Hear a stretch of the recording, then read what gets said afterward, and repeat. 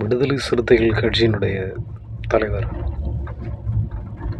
அண்ணன் திருமாவளவன் அவர்களை 2 நாட்களுக்கு முன்பு ரொம்ப அந்த வீடியோ ரொம்ப பரபரப்பாக போய்கிட்டு இருக்கு. எல்லாருக்கும் தெரிஞ்ச விஷயந்தான் அது.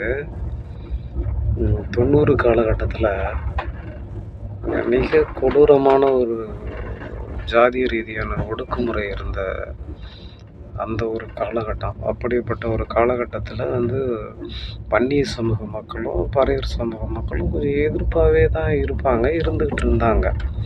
ஆனால் அது காலப்போக்கில் அந்த ஒரு நிலையை மாற்றி கொண்டு வந்தது யாருன்னு கேட்டிங்கன்னா, அதுக்கு மிகப்பெரிய பங்கு விடுதலை சிறுத்தைகளுடைய கட்சித் தலைவரான திருமாவளவன் அவர்களுக்கு இருக்குது அப்படிங்கிறது எல்லாருக்கும் புரியும்.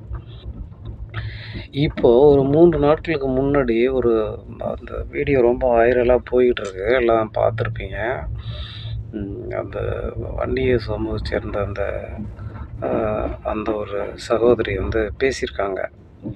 அதாவது, நான் மிகவும் நேசிக்கிற ஒரு தலைவர், அதாவது அண்ணன் திருமாவளவன் அவர்களை நான் ஒரு அப்பா என்றே சொல்ல நான் ஆசைப்படுகிறேன் என்று அவர் பேசியிருப்பார். அப்படி அது பேசுனதுக்கு அவர் பேசுனதுக்கு காரணம் என்னன்னு கேட்டிங்கன்னா, அவர் அரசியல் படுத்தியிருக்காரு அப்படிங்கிறது தான் நம்ம பார்க்குறோம்.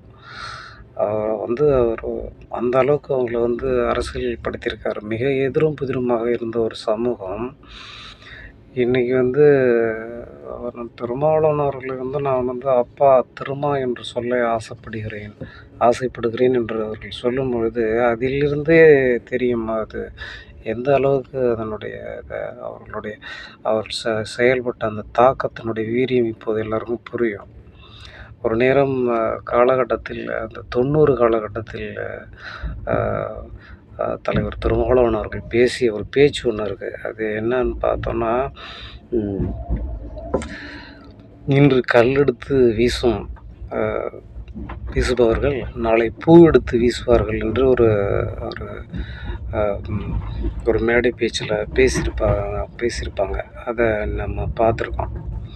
அதுதான் இப்போ நடந்துகிட்ருக்கு. இப்போ அந்த சமூகத்தை சேர்ந்த ஒரு பெண்மணி ஒரு சகோதரி இந்த அளவுக்கு ஒரு ஆழமான ஒரு அரசியலுக்கு வந்ததுக்கு காரணம் யாருன்னா, அதை அரசியல் படுத்தினது அந்த சமூகத்தில் உள்ள தலைவர்கள் அதை செய்யலை. யாருமே செய்யலை. அந்த தலைவர்கள் யாருமே அதை ஒரு மிகைப்படுத்தினாங்க. அதாவது அவர்கள்லாம் நம்ம எதிரி போலவும், அந்த சமூகத்தை சேர்ந்த ஒரு எதிரி போலவும் அப்படி காட்டப்பட்டு தான் அது அப்படியே கொஞ்சம் கொஞ்சமாக அது அவர்கள் சகோதரர்களாக இருந்த அந்த சமூகம் ஒரு எதிரிகளாக பார்க்க வேண்டிய ஒரு சூழலுக்கு அவங்க அப்படி இருந்தாங்க. ஆனால் இப்போது மாணவர்கள் அந்த அரசியல் படுத்தினுடைய அதற்கு பிறகு தான் ஒரு அந்த அரசியல் அறிவை கற்றிருக்காங்க. மிக சமூகத்தில் மிகவும் எல்லாத்தையும் உன்னிப்பாக கவனிக்கிறாங்க. இளைஞர்கள் படிச்சுட்டாங்க. அவங்களுக்கு இனிமேல் ஜாதியை சொல்லியோ மதத்தை சொல்லியோ அவங்கள ஒரு அடிநிலையிலேயே அவங்க வச்சுருக்க முடியாது. அவங்க மீண்டு வந்துட்டாங்க. அதுக்கு ஒரு உதாரணம் தான் அந்த சகோதரி இப்போ பேசின அந்த பேச்சு. மிக அற்புதமாக அவங்க பேசியிருப்பாங்க. அதில் சொல்லும்போது ஒரு வார்த்தை சொல்லுவாங்க, நான் வீட்டில் என்னை பாமகன்னு அழைக்க, வெளியிலேயோ என்னை விசிக என்று அழைக்க, ஆனால் நான் மட்டுமே சொல்வேன், நான் திருமா அவர்களுடைய மாணவி அப்படின்ட்டு அவங்க அந்த ஒரு சொல்லுவாங்க. அது ரொம்ப மனசு தொடரா மாதிரி இருக்கும் அவங்களுடைய பேச்சு. அந்த அளவுக்கு அரசியல் படுத்தியிருக்காரு திருமாவளவன் அவர்கள். அப்படிங்கும்பொழுது ரொம்ப உன்னிப்பாக இதை இந்த அரசியலினுடைய